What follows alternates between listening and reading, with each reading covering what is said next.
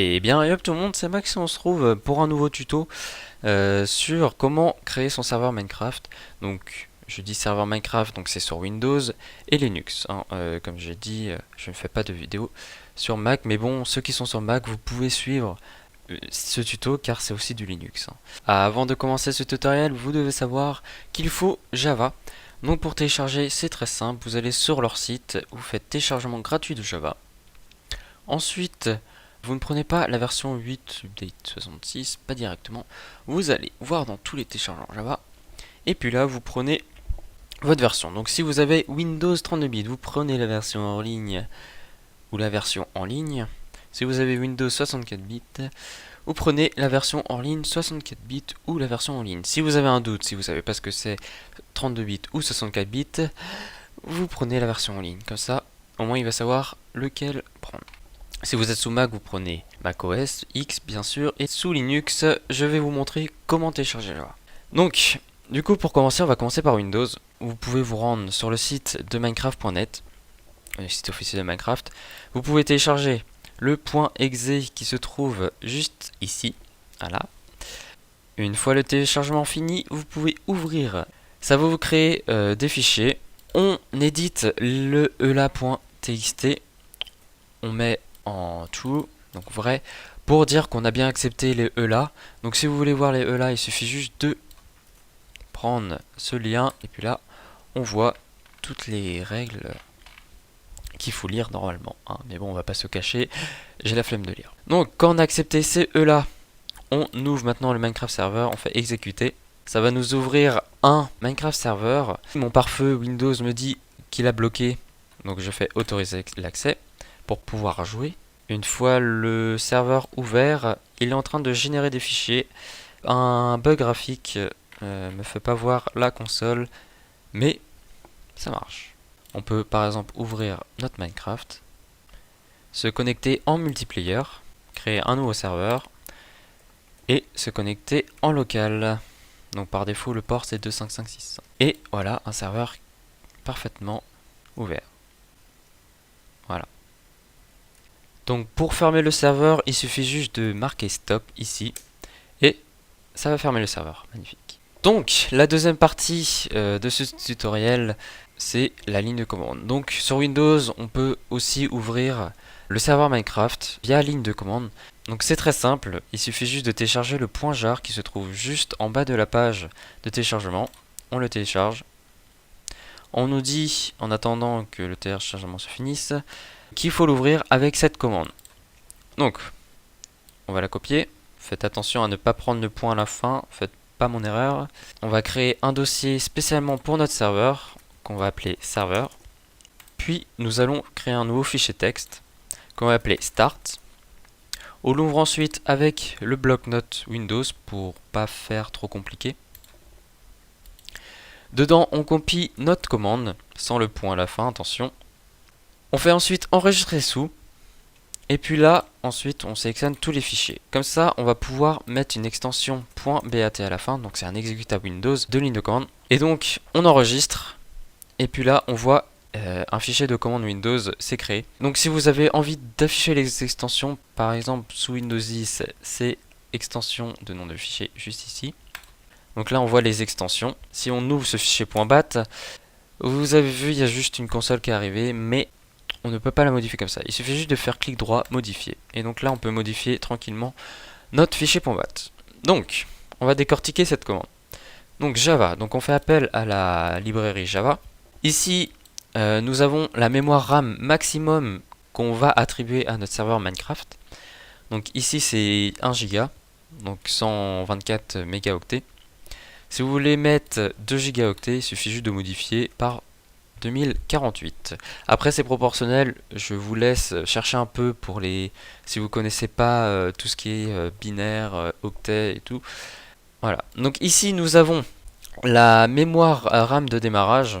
On va laisser à 1 gigaoctet, ce qui est largement suffisant. Ici nous avons notre exécutable en .jar que nous avons téléchargé juste ici. Donc nous allons juste le copier dans notre dossier serveur.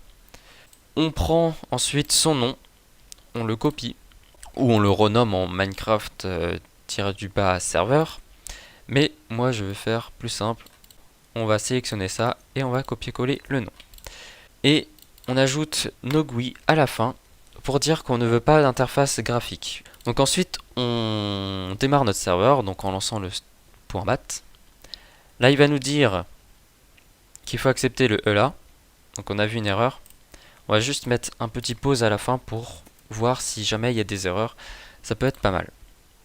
Donc on a bien vu l'erreur. Voilà, donc là il nous dit que le serveur ne peut pas démarrer car on n'a pas accepté le ELA, tout simplement. Donc on ouvre ça, hop. On ouvre notre fichier .bat. Et là on va voir que le serveur charge magnifiquement bien. Avec quelques erreurs, mais ça c'est pas très grave. Et là on va sur notre Minecraft, puis on voit que le serveur est bien ouvert. Voilà, c'est magnifique. Donc pour fermer le serveur, il suffit juste de marquer stop en ligne de commande. Hop, stop, et le serveur va s'éteindre. Donc la troisième partie de ce tutoriel, c'est Bukkit GUI. Donc Bukkit GUI, qu'est-ce que c'est? C'est un projet qui est sur le site de Bukkit. Il suffit juste de télécharger le fichier qui se trouve ici. On télécharge, on attend que le téléchargement se finisse. Pendant ce temps-là, on va créer un nouveau dossier pour mettre notre serveur qu'on va appeler Bukkit. On glisse dans ce dossier le fichier préalablement téléchargé. Hop. Une fois le logiciel lancé, on va sélectionner notre .jar qui se trouve dans Starter. Ici, on choisit notre version de serveur qu'on veut. Nous, pour plus de facilité, on va faire des serveurs en Vanilla. Donc on sélectionne Vanilla. Ensuite notre version de Java. Donc moi Java 8 64 bits. On fait téléchargement de la dernière build. Ça télécharge. Ensuite on sélectionne notre RAM minimum. Donc on va laisser à 128. Et notre RAM maximum. Donc 1024, ça me suffit amplement. Ensuite on peut ajouter des arguments optionnels. Mais bon, ça on va pas y toucher pour le moment. Ensuite il suffit juste de faire launch server. Et puis là le serveur s'ouvre. Donc là le serveur nous dit que il faut accepter le ELA encore une fois. Donc on met en tout. Et puis ensuite on peut démarrer notre serveur encore une fois. Une petite erreur pas bien méchante. Et une fois le serveur ouvert, on peut entrer notre IP dans notre Minecraft. Moi il est déjà rentré. Si vous voulez savoir, c'est en local, donc c'est 127.0.0.1. Et le port par défaut de Minecraft 25565. On peut ensuite entrer dans notre serveur sans difficulté. Voilà, parfait. Et si on a envie d'arrêter le serveur, il suffit juste de cliquer sur Stop. Voilà. Donc je vous laisse découvrir un peu ce logiciel qui est vraiment pas mal quand on veut gérer des serveurs, plusieurs serveurs avec plusieurs versions. Car là on voit qu'il peut gérer plusieurs versions de Minecraft. Et c'est vraiment intéressant. Donc vient maintenant la deuxième grande partie de ce tutoriel. Donc tous ceux qui sont sur Mac ou Linux, vous pouvez suivre ce tutoriel. On va déjà préalablement se connecter sur notre serveur Linux ou ouvrir une console Mac pour ceux qui sont sous Mac. On va mettre à jour nos paquets. Une fois cela fait, on va installer Java. Donc Java, quand on cherche les paquets de Java, on voit que c'est qu'il faut prendre le paquet OpenJDK 7JRE. Donc on installe ce paquet.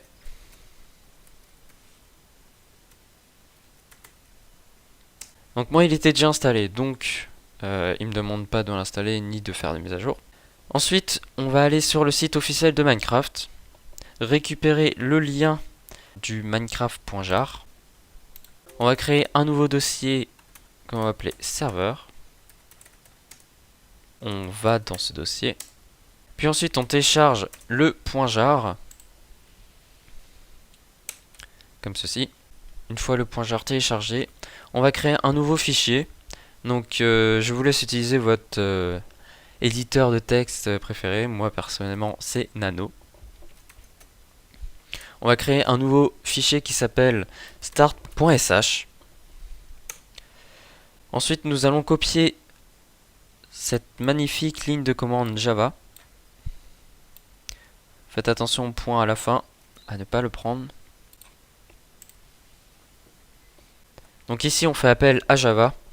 On lui définit une RAM maximum, donc ici 1 gigaoctet, ce qui correspond à la capacité de mon VPS sous Debian. Ici nous avons la mémoire de démarrage. Donc la mémoire de démarrage, on va laisser à 1024, ça suffit amplement. Vous pouvez descendre, vous pouvez mettre 128 ou 512, c'est comme vous voulez. Je vous laisse regarder la doc de Minecraft pour voir comment ça marche. Ici ensuite on sélectionne notre fichier .jar que nous avons téléchargé précédemment. Donc ici c'est le Minecraft Server 1.8.9.jar. On le copie donc ici. Faire attention à l'espace qui vient de se mettre. Et puis ensuite, on dit qu'on ne veut pas d'interface graphique. On veut que de lignes de commande. On quitte et on enregistre. On attribue ensuite les droits d'exécution au fichier start.sh. Et puis, on l'exécute. Il me dit qu'il n'arrive pas à ouvrir le serveur à cause de ELA. Donc du coup, on regarde le contenu de notre dossier et on voit qu'il nous a créé un fichier ELA, juste ici. On va ensuite, du coup, le modifier, ce fichier. On le modifie, on lit les ELA sur leur site internet, sur le site internet de Mojang, puis on les accepte. Du coup, on démarre notre serveur encore une fois. Le serveur crée un terrain. Un nouveau terrain avec pas beaucoup de rapidité. Ensuite, une fois cela fait, on peut profiter de notre serveur. Donc ici, le serveur n'est pas en local, donc du coup, je dois mettre l'adresse IP de mon serveur ici avec le port par défaut de Minecraft qui est 25565. Si vous êtes en local, vous pouvez mettre cette adresse IP, ce qui va vous connecter directement à votre serveur. Pour éteindre le serveur, rien de plus simple, il suffit juste de mettre stop. Et le serveur est éteint. Et bien voilà, nous sommes arrivés à la fin de ce tutoriel.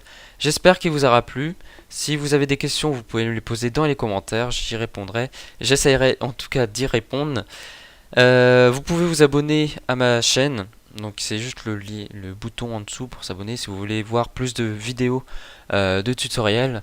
J'en sors quand je peux, quand j'ai le temps d'en faire. Vous pouvez mettre un pouce bleu pour dire que vous avez aimé. Et sur ce, on se dit à la prochaine fois pour une prochaine vidéo. Allez, ciao tout le monde.